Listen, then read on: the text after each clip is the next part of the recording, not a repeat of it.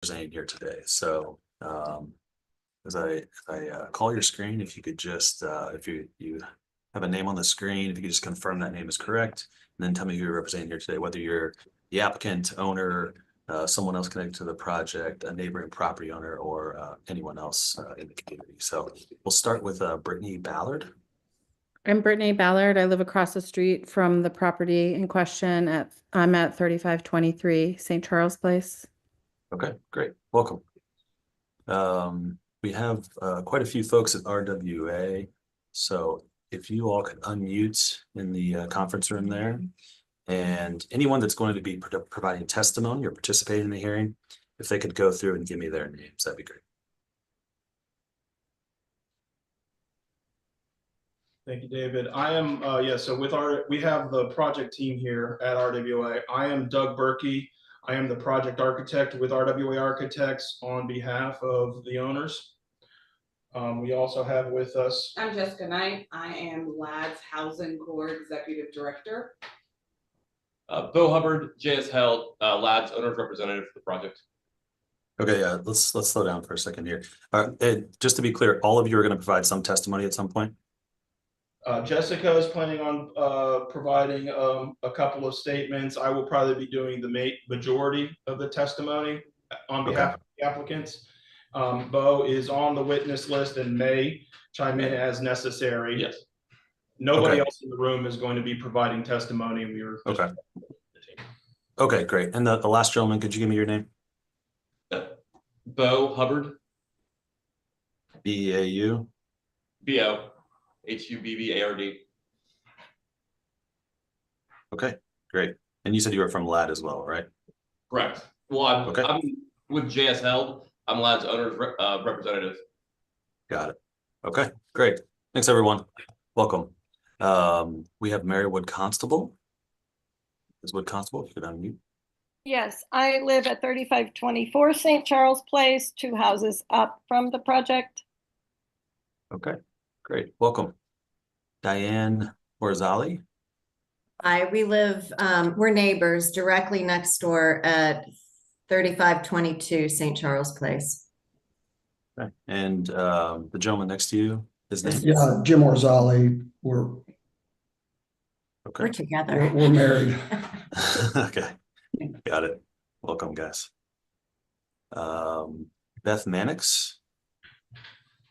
I'm a 3543 St. Charles Place across the street and up a few houses.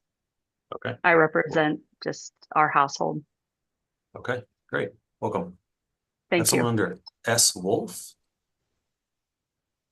Yeah, we're neighbors. Howdy, neighbors. And we're at 3518 St. Charles Place. Did you give me your name? Sean Wolf.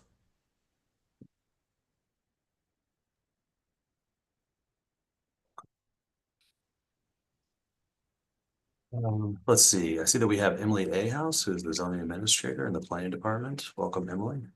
Good morning.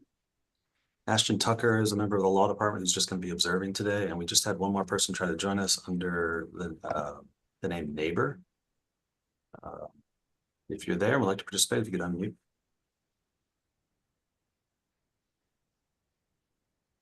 Neighbor, are you there? I'm here. Okay, great. Could you, are you planning on participating in this hearing today, providing testimony, or are you just here to observe? I'm here to observe. Okay, great. Welcome. Okay, I think that we are ready to get started. So I need to read through our hearing script. This will just cover the procedure for the hearing and then we can begin. So this is the April 30th, 2025 session of the Zoning Hearing Examiner docket. My name is David Sturkey. Again, I'm the Zoning Hearing Examiner for the city and I'll be presiding over this hearing today. The case before us today is case number ZH20250036. That's 3520 St. Charles Place. The purpose of this hearing is to allow applicants and any other parties to testify and to offer and refute evidence and testimony. This hearing will follow the rules found in the zoning code and the supplemental rules of the Zoning Hearing Examiner. All testimony and evidence that an applicant or any other party wishes to offer must be presented at this hearing unless someone has submitted written correspondence or materials prior to this hearing. The hearing will proceed as follows. The applicant, the applicant's attorney, or the applicant's agent will first present the applicant's case. So for our purposes here today, the folks in the RWA Architects Room will begin. So one of you can speak, all three of you can speak during that time. However you want to orient your presentation is up to you. But generally background on the project, what exactly it is you're proposing, the relief you're requesting, and why you think that relief is appropriate.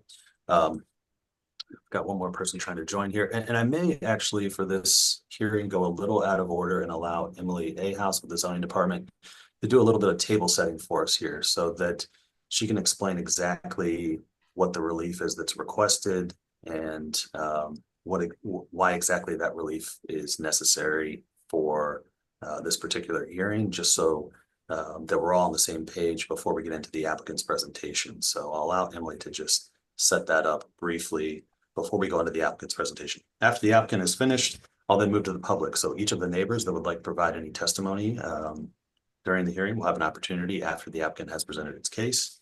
I will then go back to Emily and allow Emily to provide any testimony in addition to the staff report that she's prepared, if she would like. In the event that any party testifies or offers argument in opposition to this application, the applicant will have an opportunity to respond to that testimony offered in opposition. And then finally, the applicant will have an opportunity to make any closing statements. After all presentations have been made, I will close the hearing. Decisions may be expected within 2 weeks. I may limit or exclude any testimony that I deem irrelevant or outside the scope of the application being considered. I may interrupt any speaker to ask questions or make any comments. In the event of any technical difficulties, I'll do my best to troubleshoot those issues on the fly, but to the extent there's some defect that prevents us from meaningfully going forward with this hearing, I may continue or postpone the hearing at my discretion. Okay, the last thing I need to do here is just swear in all of our witnesses. So if you intend on providing any testimony here today, making any comments, asking any questions, really doing anything other than just strictly observing, then the zoning code requires me to swear you in. So I'm going to do that collectively with everyone that knows now that they would like to provide some comments. If you're not sure, you don't have to be, I can always swear you in later, but if you know you'd like to participate in some way, I'm going to go ahead and swear all of you in right now collectively. So if you could just take yourself off of mute, I'll need everyone to raise their right hand and to answer out loud. Do you swear or affirm that the testimony you shall provide will be the truth, the whole truth, and nothing but the truth? I do. I do. Ew. I do. I do. I do. Okay, great. Thanks, everyone. All right. Emily, can you tell us again, just briefly, why we're here today and the relief that's being requested? Yes, so there are 2 items of relief that are being requested today. The first is a locational variance to locate a residential accessory structure in a location that is not considered the rear yard. And the second is a special exception for front yard averaging for the setback along Shady Lane. And the reason this is a really unique lot in context for zoning purposes. So St. Charles, this lot is a double frontage lot. So it has what is considered zoning street frontage on both St. Charles Place and Shady Lane. Shady Lane functions more as an alley. It has, all but one of the lots that front this portion of Shady Lane have a detached garage, but technically it meets the zoning code definition of a street, which is at least 21 feet of right-of-way width. So it is considered a front yard. So all the lots in this portion of St. Charles have effectively 2 front yards. And an accessory residential structure is only permitted to be located in the rear yard. So while the location that this garage is proposed functions as a rear yard, it's considered a front yard for zoning. So that's the first item of relief, that location of the accessory structure in the front yard to place it on the Shady Lane frontage. The second is the special exception for front yard averaging. This is not on the St. Charles side. This is not what effectively functions as a front yard that is zoning compliant. It is for the Shady Lane setback. The zoning code outlines a front yard, rear yard, side yard setbacks. But when it is a front yard and when you have other properties within 300 feet in the same zoning district, in the same block face, we do an average. So this, the setback on Shady Lane did not default to the 35-foot rear yard setback that the zoning code requires because it's considered a front yard. And we average the setback of all of the principal structures along Shady Lane. So that's the basic overview of the relief that's required and why. And would you like me to save my analysis till later? Okay. Yes, yes, please. Thank you. Yep. Okay, great. Thanks, Emily. All right. I'm going to turn it over now to RWA. The floor is yours if you're ready to begin. Jessica's going to do our introductions here for LAD. Okay. Hi, I'm Jessica Knight. As I mentioned before, LAD was founded by the Geyer family 50 years ago. And we have continued the legacy to be guided by the belief that all people have ability and value. We serve over 900 people, as well as offer premier 4-bedroom single-family housing options in several communities throughout Hamilton County. The St. Charles property is no exception. This will be a home for 4 individuals with developmental disabilities that will allow them to live, work, and connect in the Hyde Park community. This home is being designed to meet the unique needs to ensure that they have a forever home, which Doug will explain. Okay. I'm Doug Berkey. As I said earlier, I'm the project architect with RWA Architects here in Hyde Park. And on behalf of LAD, we were approached several months ago to begin development of a 4-bedroom home on this property. And as we do with most of our properties, we quickly started out by doing a full zoning review. And so we had a follow-up or a Zoom call with Trey Sheldon with the city of Cincinnati a few months ago, where we started to talk about all the particulars of this property. And we made sure that we were aware of what items were going to be affecting this property. It was quickly determined that there were 2 major hardships that we were going to encounter with this lot in the efforts of building a 4-bedroom ADA accessible house for LAD. And the main hardship that we found was that this is a non-compliant lot in the fact that it's 40 feet wide, not 50 feet wide, that is standard for the SF6 zoning district. And because we are 10 feet shallower than the typical lot size there, it required us to design a home that is a little bit more deep rather than wide to get the full program required for this house. And it's a program that's very in line with modern housing with size and room functions today.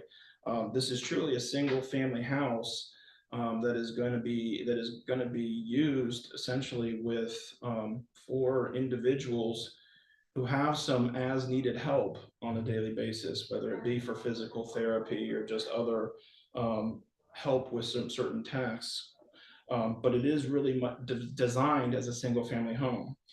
And we very intentionally designed this home to a height and to a character that complies with all of the adjacent houses on St. Charles Place. And so we designed it to a 26'4" height as defined by the city of Cincinnati's standards for height. And that's very much in line with either of the houses adjacent there. And we submitted a rendering of our project with the entire street, so you can see that it is really in character with the rest of the street. And we very intentionally designed the house so that we didn't need to apply for any front yard or side yard setback variances, even though with the narrowness of this lot that we had to encroach even more than the base zoning provides of 9 feet and 7 feet on the 2 sides there. So this house was intentionally sized height-wise and character-wise to blend with the neighborhood, but that did require us to push the depth of the house back a little bit further than what would be required. If this house happened to be across the street or elsewhere where we weren't abutting shady lane, we would comply with the standard rear yard setback of 35 feet.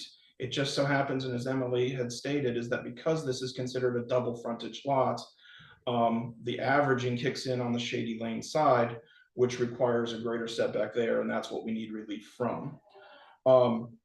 There is currently a two-family house there with a two-story wood deck off of the back of this structure. And that wood deck doesn't comply with the current zoning requirements of the existing averaging. And what we're asking for is basically, essentially, to go 6 additional feet from what that wood deck is. So this is not like we're really asking for some 21 feet extension, although that's the definitions to the setback. We're basically projecting additional 6 feet. That's pretty minor in the scheme of things from what the existing conditions are when you factor in the existing house and the existing deck. So it's not a 35-foot tall structure, it's a 26-foot tall structure that is essentially extending 6 feet back past the existing conditions. That's the relief we're asking for. As Emily stated, our detached garage request, 14 out of the 15 houses fronting Shady Lane currently have these detached structures, including ours. But in doing so, we're proposing a new detached garage that's 30 square feet less than the current one. And by doing a smaller detached garage, going from 23 feet wide to 18 feet wide on our proposed detached garage, that's going to equal less height. And that's also going to make for more of an open feeling, as much as we can do in this house design. And the last thing I was going to note here today is, as we're trying to do this ADA accessible home, when it comes to context and scale for the neighborhood, we did the math on the existing house, the existing wood deck, and the existing two-car detached garage. And we compared that to our new proposed house and garage. And the existing house, deck, and garage have a footprint on the property of 2,149 square feet. And our new house and garage have a footprint of 2,215 square feet. So we're only increasing the square footage on the lot by 66 square feet. That's really minor in context with the narrowness of this lot and the dimensions here. This is not a massive house being built in the Hyde Park neighborhood. This is really a contextually appropriate project that just does need a little bit of relief on the rear to, well, I'm going to say rear, even though I know Emily, it's front yard, the rear, to accommodate the program needs that we're looking for. So that is all I'll say, and I'll answer any questions that you have. Okay. Thank you for that presentation. I do have a couple questions just right off the bat. How do you anticipate that this will impact traffic on the street, if at all? You said that there could be some home health care components to this, and also for individuals living in the home. Will they all be driving, and how do you think that'll impact the traffic on the street? There should be very minimal impact there, if not even a positive impact when compared to the existing two-family house and the amount of cars and traffic there. It's likely, not definite, but it's likely that our tenants will not be having cars themselves. They are driven at certain times, but not regularly. There will be a staff person that will come, or a therapist that would come, and we have it set up for some parking in the back, or there's on-street parking in the front for that. So it should be a positive overall for traffic, but it definitely won't be detrimental as far as increasing traffic. Okay.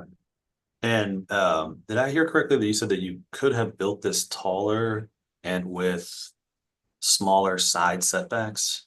Is that right? And been code compliant? I'm sorry, no, we can't do anything about the side yard setbacks without asking for additional variances there.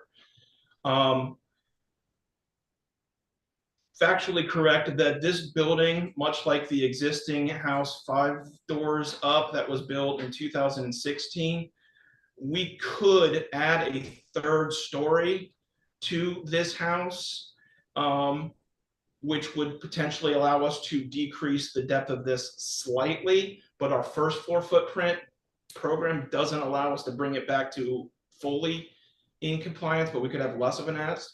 But that extra height is very not in line with the nature of the serviceability of the tenants inside the house who have developmental disabilities now having to get to a third floor as they age in place in this home. So it is very not practical to build higher. And again, when you look at the, and I don't know if you're able to pull up the screen share, the drawings that we sent there, Mr. Sturkey, but you know, that street rendering, you can see the impacts of going a third story high. You know, now all of a sudden you do have a 35-foot house and not a 26-foot house, where ours is very much in line height-wise with all of the other houses. And that house 4 doors up, I believe. Doug, if you could point me to a slide here that illustrates the point you're trying to make. Keep scrolling down. It's a rendering. 1, 2 more, 3 more. I'm sorry, I forgot the garage. That one right there that your mouse is on. So the third house from the right is what we are proposing. You know, and so it is very much contextually in line, both in character and scale of all of St. Charles Place. But you can see the house 3 doors up from us that somebody did in 2016 that added that third story because a developer wanted to max out their square footage. They added that third story. Well, that's very much out of character with the house immediately to the right of it, as it is, you know, truly 10 feet plus or minus higher than that. And it has a roof pitch that, you know, is different than the others when you move something up that high. So that, in our opinion, is not nearly in character with the neighborhood, and it has a greater detriment to the street as a whole than what we're proposing. Okay. I thought that I saw a slide here that compared. Yeah, it does. Let me go to the staff report. And so just this is the rear extension, right? Correct. This is the back of the house. Okay. And so what is the actual setback then? Is it 41 feet from the rear property line? We're asking for 41 feet 5. Okay. And the requirement is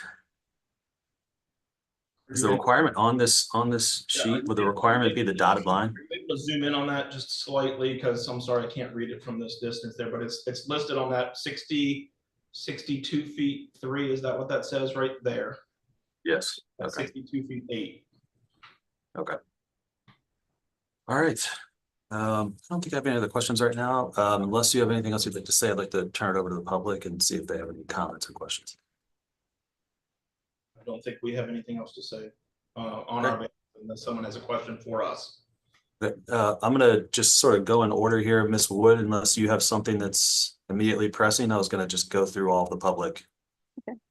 Yeah. Everyone that signed in will have an opportunity to say something. So let me start with Ms. Ballard, and then I'll go over to the Orzalis, and then to Ms. Wood Constable. So Ms. Ballard. Yeah, you talked about it looking more open because you're going to move the garage over. Where's the fencing going to be? How high is the fencing going to be? Where is the lighting on the outside of the building? Okay. Those are my first initial questions. And the front is going to be where it is now? It is actually going to get slightly further away from St. Charles. Mr. Strickland, am I allowed to answer these questions directly? Or? Yeah. I think with all the people we have, it's easier for you to answer them right away. Then to the second question first. Due to the fact that we are required to comply with front yard setback averaging along St. Charles Place, our front porch actually has to go further away from St. Charles than our existing by approximately 12 inches to comply with the front yard averaging. So we're currently a little bit closer than St. Charles than where it is. But we are going to be complying with the zoning requirements on St. Charles Place. And frankly, if you look at all of the houses on St. Charles Place, they are all very close. There are none that are grossly forward or rear of a general line. So it's a minor adjustment on the front, but we are going to be moving slightly further back from St. Charles Place. On the rear of the house, we have, but you had asked about the lighting in the back and the fencing. We are not doing any additional fencing on the two side property lines. The existing fencing will remain. We are going to have an open metal aluminum fence on the Shady Lane portion. That'll be probably a 4-foot high aluminum fence just for security purposes along the Shady Lane property. And like any other aluminum fence, that's 95% open. Lighting, we have a few sconces, 2 sconces on the rear of the house proposed, and 2 sconces proposed on the garage. And are you going to cut down the tree that's in the back that goes towers above the house? Yeah, we don't know that just now. We don't have a general contractor on board yet. We need to get a conversation going with a general contractor and see if we can get work around the existing tree there. What we need to be careful of is that we don't want to do a lot of work to work around a tree, but it ends up harming the tree to the point where the tree ends up dying at some point in the future. So if we feel that we have a general contractor that can meet our needs as far as the care, and we can plan around that tree, we'd love it to stay. We really would. It's a gorgeous tree and it's very old. We would be foolish to promise that it can't come down. So we're going to do our best to work around it, but we can't promise that it's going to stay. Yes, the goal is to keep the tree if we can, but we can't promise that right now. Absolutely. But if you're coming out 6 feet, you're going to do damage to the tree anyway. That's what it's like. It's going to have to be, no matter what, it's going to have to be limbed back to some degree, and we're going to have to do some careful pruning of the roots. And that's where we just need to have a contractor that takes care to say, hey, do we feel that we can do this without damage, or is it going to be better for everybody's sake that it goes now? We're doing our best to evaluate that and try to work around, because we don't want to lose it.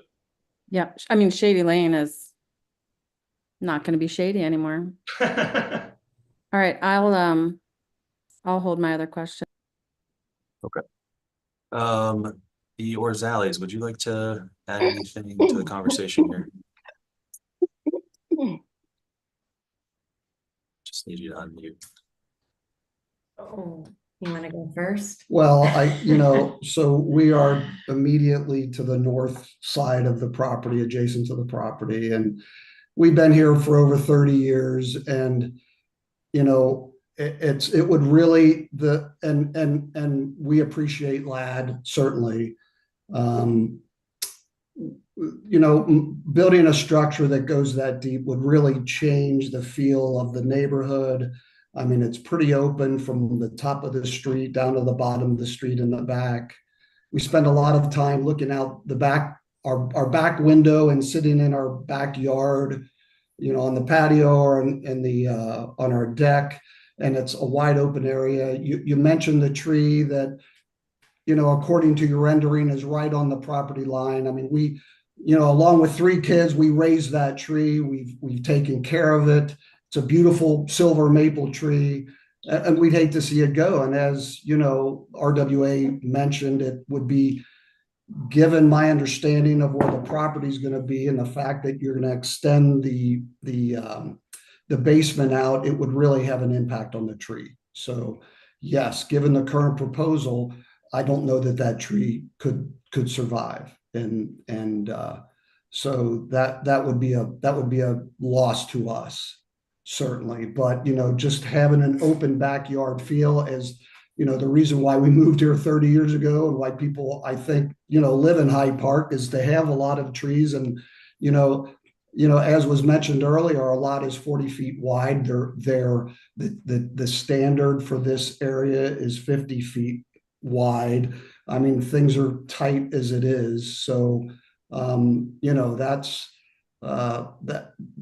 that's just that, it'll definitely change, the feeling to our house and our backyard and where we've lived for so many years. So, and that's a concern. And I do remember when they put the deck on there, we thought that was massive, but you can see through a deck. Yeah. But you can't see through the house. I love the idea of LAD though. I mean, I want it to work for everybody. And we were one of the ones who said, well, can you go up and higher instead? Because there will be an elevator in it. But I also believe that like the RWA, I'm sorry, I forgot your name, but the house that's 3 up or 2 up from us, it is out of character.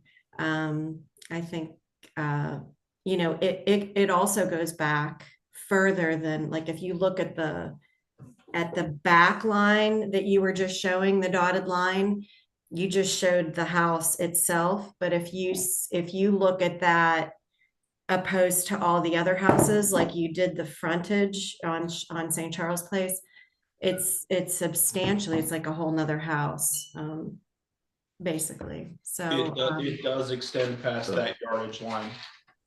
Right. Right. It by far significantly. Yeah. Yes. And yeah, I mean, I know you can always play. I'm very doubtful that the tree will survive. Either that or it would look super goofy, just being like a one-sided tree. I was out there this morning after my walk, just looking at the peak and how far back it would come.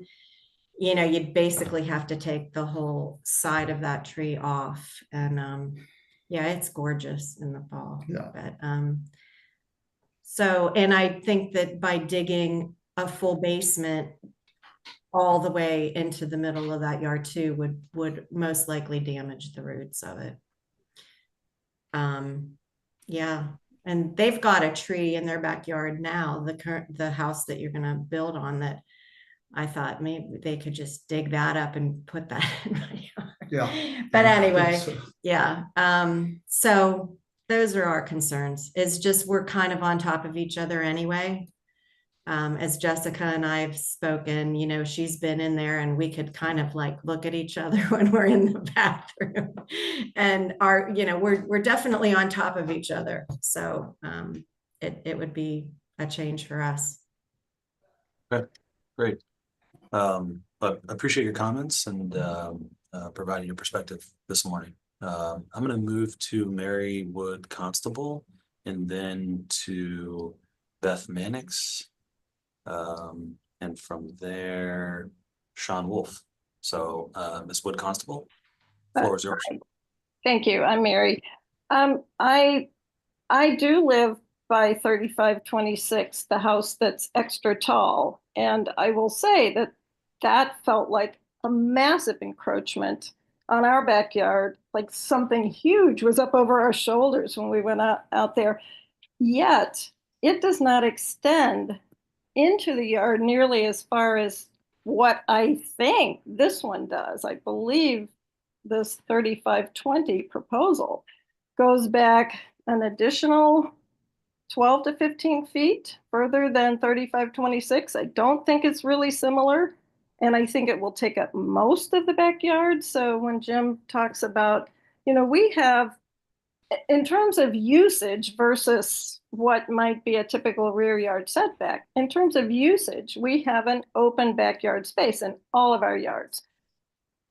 As Diane said, the deck on the new one, you can see through the deck. You can still see trees and green, and it doesn't require cutting all the trees or losing the green space or losing the sense of it being a yard. I mean, that seemed kind of, like Diane said, massive when they built that, but you can see through it. It has light through it. You still look up and down. That's very different from a solid structure. And I do have, I guess originally this was for questions at this point. You mentioned the 26 foot 4 inch height, but isn't the peak still going to be 35 feet? No. The peak is a hair over 30 feet total. Okay, so it's about 30 feet. Okay. The way that the city of Cincinnati measures structures, it is to the midpoint of the tallest gable, which is our main gable. And Okay. that measures 26 feet 4 inches. If you measure from the front corner to the peak, it is just about 30 feet at the center, at the ridge. Okay. Either way, though, you're basically looking at something that's going to be a 26-foot wall that takes most of the backyard. So that's what About a everyone's 20-foot looking wall. at. It's what? About a 20-foot high wall is what you're going to see. And then the peak. Okay, either way, fences aren't allowed to be higher than 6 feet, but this is going to block things like it was a 20-foot fence, basically, as far as getting into the backyard, because it's not like our houses that are beside each other and we all have the houses. This goes into the backyard space fully, almost completely, as it looks here. So basically what I'm saying is I think the house is beautifully designed. It looks great in the front, but as far as impacting us, those of us who live here, the one that doesn't fit at 3526 has less of an impact on our use of our backyards, even though it really does impact us. It's far less, I'm sure, than this extending so much further into the yard at 20 feet high. So I think that's the real concern and issue for all of us, I think, at least those of us with backyards on the same side.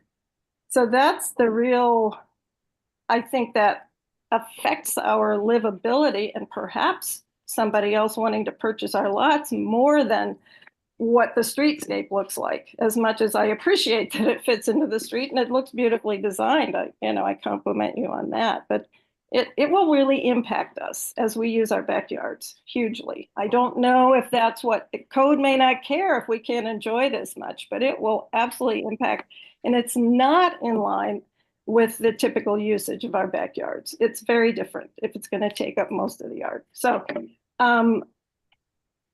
that's my main point. It's a real concern. It really makes us feel like, would we still want to live here? So. Okay. Well, thank you, Mary. I appreciate your perspective and your questions. Okay. Gonna move to, I believe, Beth Mannix. Beth, are you still with us? Or would you like to participate? If so, if you could turn on your video and unmute. While we're waiting on her, Mr. Wolf, did you want to add anything here? Yeah, I'd be glad to. So first of all, the positives. One, my wife and I absolutely support LAD and their mission and welcome them to the neighborhood and look forward to our new neighbors. The existing structure right now sends a lot of water down our way. We're the house directly to the south. And things like that. And there's issues with stormwater coming down and settling against our foundation. So, a new structure, hopefully improves that. And I ask RWA and LAD to really, examine that factor because that's an issue for people down towards the bottom of the hill is all the water. So make sure that when you're doing your design, we've thought about drainage and issues like that. I absolutely agree with the Orzali's comments regarding the depth. Um, you know, we've been in our house for 8 years now. So we're relatively new buyers. And I have to say that if in 2017, when we purchased, if there was a structure that extended and blocked in our backyard, I don't know that that would have been our choice. When looking at other houses in the neighborhood when we were moving in, we had similar situations where the lot next door was some sort of structure that kind of blocked in the house we were interested in, and that was a significant factor. So I asked RWA and LAD to really maybe reconsider the depth that you're going to. It sounds like your choices are basically either height or depth. And if you ask me to choose, I would probably ask you to go higher rather than deeper and keep the trees and the yards and the things like that. One thing we don't want to do is we don't want to be enjoying our backyard and having a giant wall, right to the north of us. And that is our major concern. And again, the trees too, it is Shady Lane. We have a giant oak tree that we maintain. You know, it's an expense to us, but it's what we do to keep Shady Lane shady. And those are my comments. Thanks. Okay, thank you. Appreciate your comments and your time testimony here today. All right, before we go to Ms. Mannix, we did have someone join us late, gentleman with the red shirt under 210043952. If you could unmute, do you want to participate in the hearing today, and or maybe you can introduce yourself first. Yeah, sure. My name is Tim Mannix. I live up the street. I'm Beth Mannix's husband. Okay, got it. Did you also want to provide some testimony here today? Yeah, I would like to, sure. Okay, if you could just raise your right hand. Need you to answer out loud. You have to provide sworn testimony according to the zoning code. So if you just raise your right hand. You swear or affirm that the testimony you shall provide will be the truth, the whole truth, and nothing but the truth. Yes, I do. Okay, and your wife was here prior to you, so if you don't mind, I'm going to let her lead unless she wants to surrender her time to you. No, go right ahead, please. I'm not really good with this technology. I apologize. No problem. We can see you just fine, Beth. Yep, great. We live across the street and we abut two businesses, the Hyde Park Tennis Club and the Marjorie P. Lee. And both of those businesses, while I appreciate this is going to be what you're calling a single family home, it is a business nonetheless, have done everything in their power to maintain the integrity of our street and our neighborhood. And when we have asked them, when they have come to us with changes and things that we know will affect us and affect the street and our living quality, they have said, we don't love that, but we are your neighbor and we want to conform the best of our ability to be in your neighborhood and continue to be what would be a good neighbor. And it feels like a business is coming in and telling us, well, this is what we're going to do. And I'm very, very sorry you're not thrilled with it, but this is what's going to happen. And it's disheartening. It makes us feel, who've put our blood, sweat, and tears into our homes and the maintenance of our properties and the mortgage payment we make every week, we don't understand. I don't know why it's okay to walk into a community and say, yeah, we know there's these things, we know that they exist, but we don't want to follow them. And that's really just too bad for you. And I know that sounds a little aggressive, but tell me that that's not how it is. If the house has to be so large, why can't it be pulled back to be more in line with what we have on the street? If this isn't the right lot for you to make it so it blends into our community and is conducive with your neighbors, why would you come in and push at us like that? We're not telling you we don't want you. We're just asking you to be what we do for each other, which is support and stay in line with what is appropriate on our street. The Marjorie P. Lee is a massive structure. They have been amazing. That doesn't work? Okay. So that's my question. Why are we not given why would you not be more conforming to what we're asking as far as depth that's truly going to affect people? Why don't we hold, unless Beth, you had more comments, why don't we hold at this point on answering that question? I've made a note of it, and RWA, you can respond to that in just a minute, but let's go to Tim Mannix first. And Tim, why don't you, if you'd like, go ahead and add your comments. Yeah, and thank you, Beth, for your time and your testimony. Can you go back to the PDF slides that you were looking at and show me the slide that shows the footprint of the structure relative to the adjacent houses, relative to Shady Lane, relative to St. Charles? Because that just, I haven't had an opportunity to look at these yet. Okay. Yeah. So this is This is a little more zoomed out than the one that I had before, but these two. Okay. You'll see the proposed house here. And then Right. the Shady Lane's footprints. at the bottom of the screen. St. Charles is at the Yes. top of the screen. Correct. And can you point to the line where that shows how far the house will go back towards Shady Lane? Yes, and I may ask Doug just to confirm that I'm pointing to the correct line, but this is the rear facade of the house. If You are if correct. okay, Okay. so right here, That's the This rear of the is- house. So, Yeah. so that's the rear of the house. And then I can see the solid line a little bit further down on the page. That's the front of the garage. And so in total, you basically what you're doing is you're virtually eliminating the backyard. Is really what I see in this picture. That's not correct. It is, we are extending an additional 6 feet past the existing deck. And Okay.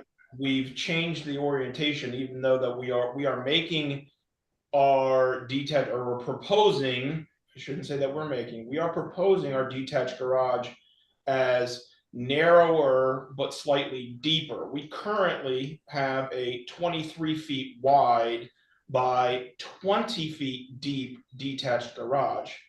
We are proposing to increase the depth by 4 feet, so 20 feet to 24 feet, but we're narrowing our garage by 2 feet. We're narrowing our garage by 6 feet. So from 20 or 5 feet, 23 feet to 18 feet. So it's getting narrower. So it's the garage as a whole is smaller than the current garage and allows for an additional 30 feet of rear yard space. An additional 30 feet where? Well, we have a 460 foot garage, detached garage on site, and we're proposing a 430 square foot garage. I understand. Okay. So we're increasing some rear yard, but we are changing the orientation slightly by rotating the depth, and it is a little bit deeper garage than wide. Okay. anything else you'd like to say, Mr. Mannix, or question? I don't have any other questions. I just would make the comment that, I mean, you look at this picture and it's pretty obvious that you're going to change the look and the feel of the neighborhood vis-a-vis the backyard along this along this stretch of St. Charles, and it's going to be a permanent change. These houses have been here for over 100 years, and families have moved in and out during that time and not have had any problems. It's been a great place to raise a family, grow up, and my comment would be, if you can't get it to fit into the neighborhood, and I don't mean just what it looks like from St. Charles, but the entirety of the neighborhood, then I don't understand why you can't just find another lot, whether it's another lot in Hyde Park or another lot in Oakley or whatever. But if it doesn't fit in, it doesn't fit in. And I'm not quite sure why it needs to be shoehorned in just because this lot's available.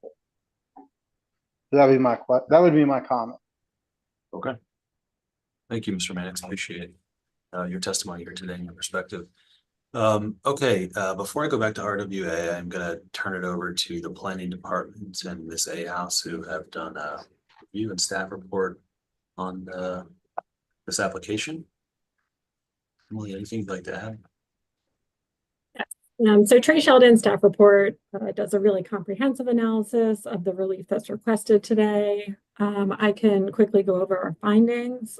For the first element, for the variance request for the location of the residential accessory structure under 144515, we did make the finding that there's special circumstances on this property where the strict application of the code would result in unreasonable or practical difficulties, and that on the double frontage lot, there is no place that a detached garage could be permitted in conformance with the zoning code requirement that it be located in the rear yard.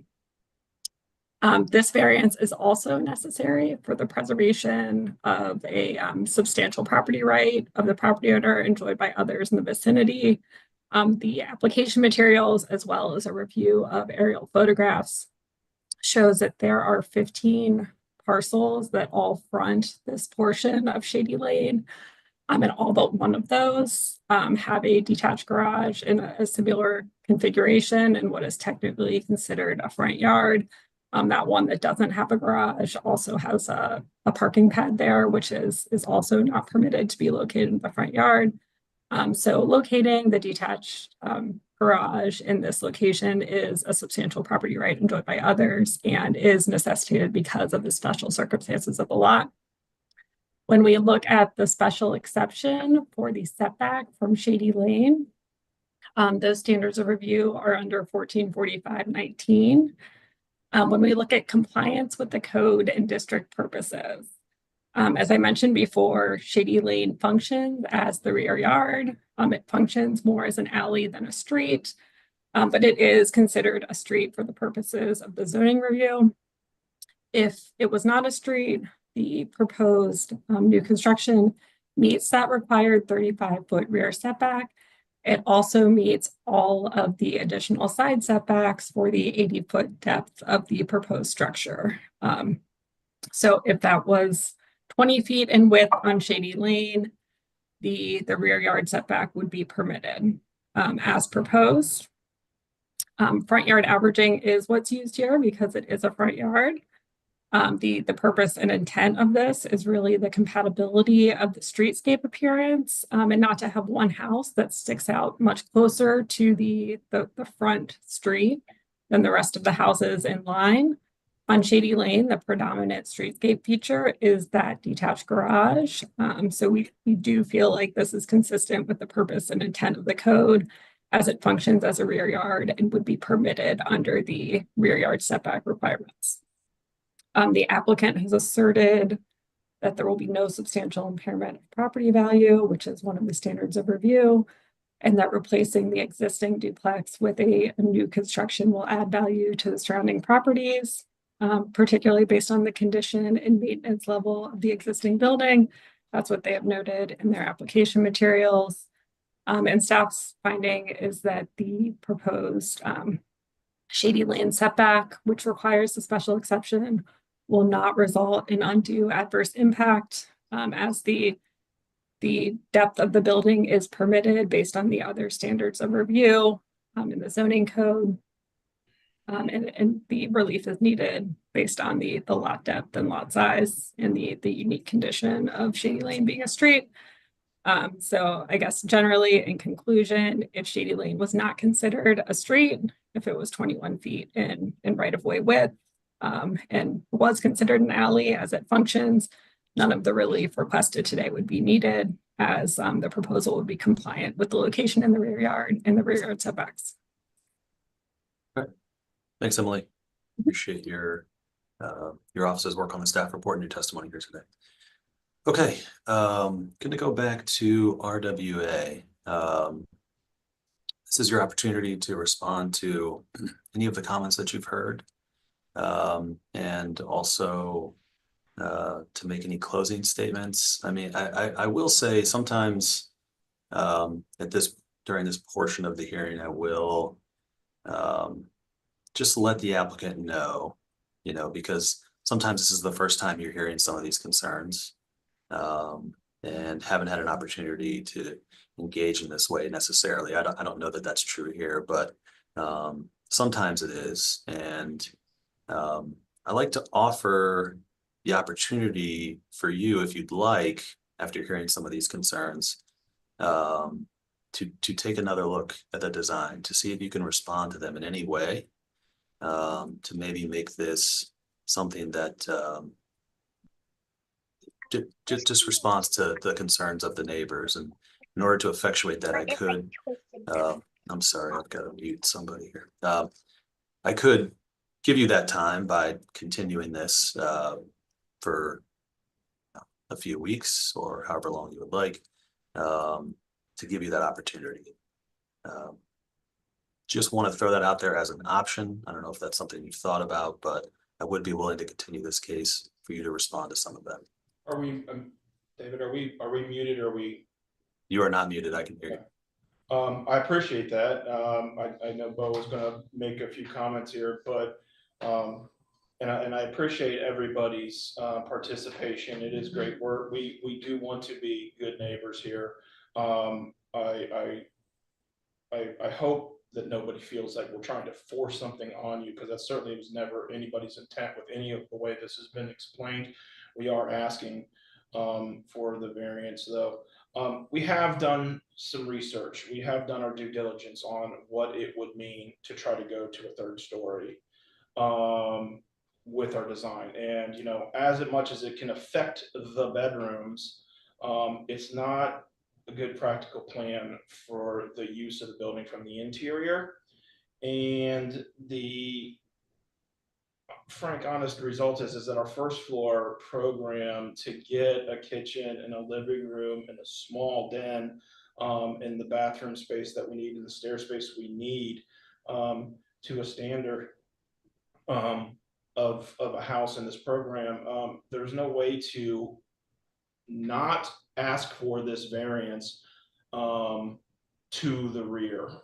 We've done a little bit of research on this to try to see if there was another way to go about this. And frankly, it's just comes down to the lot is narrow and we didn't want to ask for side yard variances that will have a more detrimental effect to the neighbors, especially as Sean, Mr. Wolf was saying to the drainage.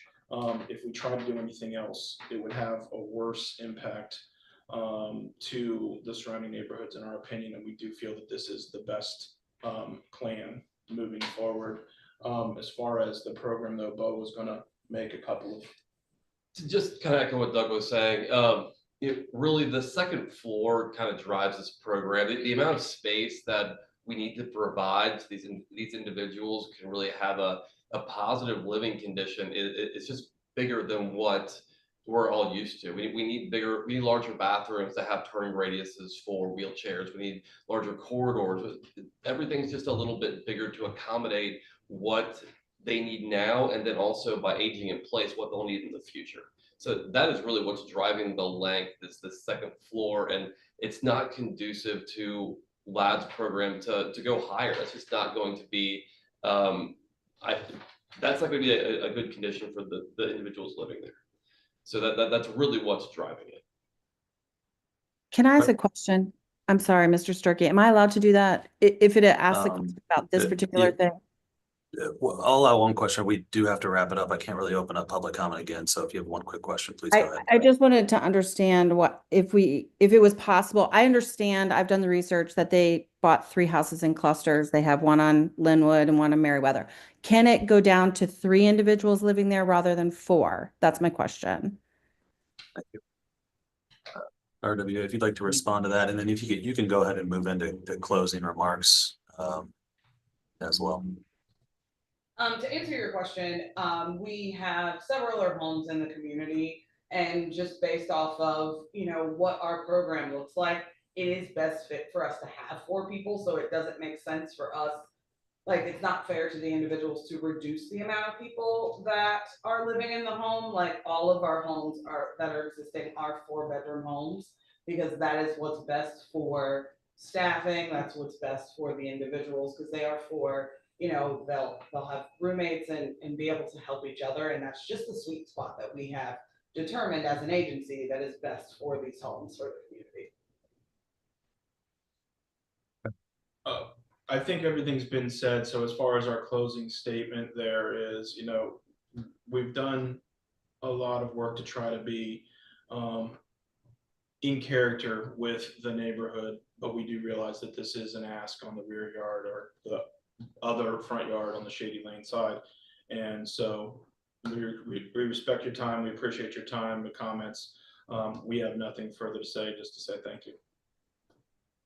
Let me ask a couple more pointed questions before we close it out.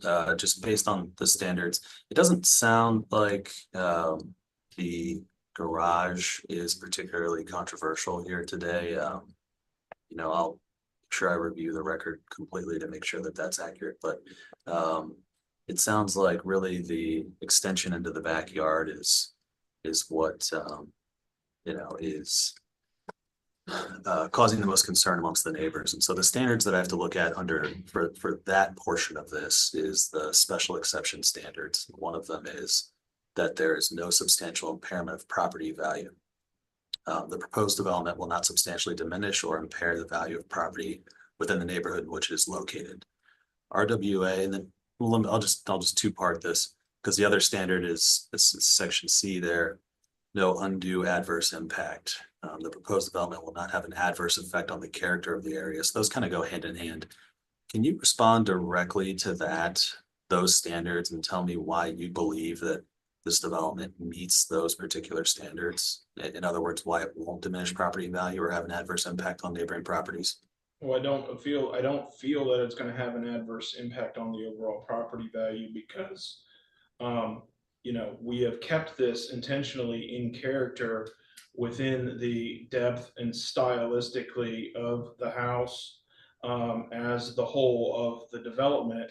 And when it directly relates to the request towards the rear of the house, the shady lane portion of the house in this extension back, as I mentioned previously, it is a minimal ask to say is that we're going approximately 6 feet past the existing 2-story wood deck that's not in the greatest of condition. Yes, I agree with some of the or understand the discussion point that some of the neighbors are saying as far as that covered deck, even though it does have wood railings, it is mostly visible. You can see through that, and they would now be looking at the side of our house to a small degree, but it's not that big of a projection past what is there, and the character, the quality of the construction that's going to be put back in place of what is there is not going to be detrimental to any of the adjacent properties. All right. Anything else you'd like to add? I don't think we have anything to add on our end there. So. Okay. All right. Well, we will leave it at that then. I want to thank everyone for their time today. RWA for your presentation and all the neighbors for adding your perspective. I understand, truly a unique one. So anytime I'm able to get a perspective from a neighbor that lives adjacent or, in the neighborhood, it's really, really valuable for me making my decision. So I do appreciate your time and your testimony here today. I need to do a full review of the record and take a little time with this. I said at the beginning that it typically takes about 2 weeks for a decision. I think that's generally accurate. I'll try to get a decision out on this as quickly as I can. It may go a touch over 2 weeks, just depending on how long the review takes in the queue with my other cases. As soon as I finish the decision, I put it in writing and it'll lay out the reasoning for the decision. I will put that into a PDF and email it to everybody who's in the hearing here today. So you all will have a copy of the decision really just moments after it's complete. Regardless of the decision, whether it's an approval or denial, it is subject to an appeal. Either anyone here could appeal my decision within 30 days of the day that they receive that email. And I just want to make that clear for everyone before we do that. Any questions about the process or anything related to next steps on this that I can answer for anyone? Okay. If you do have questions, I'm sorry, Ms. Ballard, did you have something? If we wanted to email you, is that possible? Are we allowed to add anything? No, that was the next thing I was going to say. You've been to the property? So I have to do a site visit for the property that typically involves driving or walking by. I don't enter onto the property, but I'll typically, especially in this case, visit, drive or walk up Shady Lane so that I can get a sense for it on the ground. I cannot take any more evidence, testimony. I know that it's really, really common. I'm an attorney. It happens to me every time I walk out of court. I think of something that I wish I would have said. I know that's going to happen with some of you. I cannot consider any more testimony or evidence. So when those things pop in your head, if you send them to me, I'll disregard them and I won't consider them. I can answer procedural questions about the process. So if you want an update on where I'm at with the decision, when it's coming out, you know, anything about appeals or anything like that, happy to answer those questions. But I cannot take in any more evidence or testimony. Yeah, Mary? You would be welcome to come into our backyard. I'm sure any of these backyards and actually view from there, which I think might be helpful. Just Sure, throw yeah. it out there. I appreciate that offer. Thank you, Mary. All right. I do. Beth Mannix, you'll have to unmute if you have a question. Yes, our RWA said, the representative that was just speaking, that they feel that there's no financial impact to us. They feel, that was his exact word, I feel. And I would like to know, and I think this is not testimony, it is a straightforward question. Where is the financial study of other properties that RWA has put in that there has been no financial impact on the value of the properties from other properties that they own? Where in Hyde Park comparable properties? Hyde Park, Mount Lookout, Indian Hill, wherever, comparable properties. I appreciate and respect his feelings. I would like to know that there has been a financial discovery done of property value and that it holds and that it has no detriment to us. Your feelings are super. Fact is what we require. And I think that that's a reasonable request for us as neighbors. Show me documentation that there is no financial impact to us in property value. And that feeling Ms. is Mannix. not acceptable. Okay. Thank you. Noted. I think I understand your argument there. I don't believe there's any financial study in the record. If there is, it will be noted in the decision. Thank you. Okay, any other questions? Looks like or Zali's, and I'm trying not to get back into substance here, but I know, I just want to know, is there, if it, and it seems like it's likely, if we lose the tree, will the tree be replaced like on our property? Or, you know, I know we've discussed the tree. I just want it to be in the record so it's not a hindsight, like how many years do you have, like if the tree dies, or if you decide you know, it's not going to be in line with Mr. Sturkey, we're happy to put it in the record that if the tree is lost, that we will put back tree or trees to accommodate that, you know. Okay, I just wanted that in the record To before the I. best of our ability. I appreciate it because I agree with you. It's a gorgeous tree. Okay, thank okay. you. Sure, thank you. Mary. Okay, sorry, one more question. Is a backyard not a substantial property right, given that they are in all the other areas? That would, because you talk about substantial property rights for the garage. Nobody cares about the garage. We all have garages. It's the in between the house and the garage. So my question is there no, when you talk about an impact, is there no, and talk about fitting, because it's the backyard, we're worried about fitting with the other yards. So is there no substantial property right to have a backyard in a neighborhood that all has backyards? So I don't know. I mean, for all the properties to have one so that it flows, just like you want the front to flow. Is that not considered? Because that's really our concern here is that it flows and it fits and it doesn't block what everyone else has.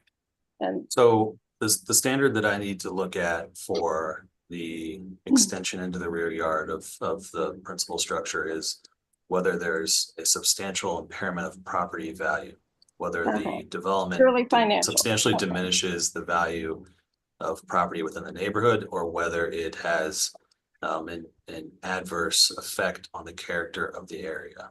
The character would be to my question. Yeah. It would, right. The impact on the character. Yes. Yeah. So that's what I have to look at. Yep.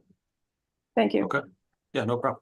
Sure. And I'll try to lay that out in the decision as clearly as possible. You'll see the standards and yeah, in my analysis there. Okay. David, I do have a procedural question. Sure. You mentioned an appeals process. Yes. So would that be an appropriate time to bring up all the things that we are thinking about after this opportunity? Probably not, actually. So most of the appeals are based on the record that exists. And the record that exists is what we have either in writing as a part of the application materials or via testimony during this hearing. So typically appeals will not allow you to reopen the case and provide new testimony. You can argue based on the testimony you've provided here today and the arguments you've made here today, which I think are pretty extensive. But typically the zoning board of appeals will not allow you to introduce new evidence that is not introduced during this hearing.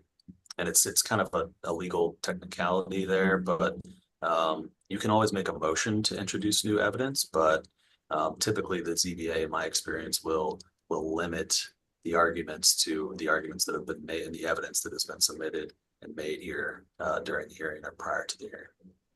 Will Does that everyone make have, sense? will everyone have Hey. access to that if it comes to an appeal, to that evidence, to see what other evidence was So- submitted? So if there is an appeal, everyone who's been in the hearing here today will be notified of that appeal to participate if they would like. In terms of access, do you mean access to To what's in the other record? people's the record testimony. And Yes. anything written that was sent in. Yes. Yep. Okay. Any other questions? All right. Well, thank you all again. Really appreciate your time and your testimony here today. Hope you all have a wonderful day. You'll be hearing from me within the next few weeks, and we're adjourned.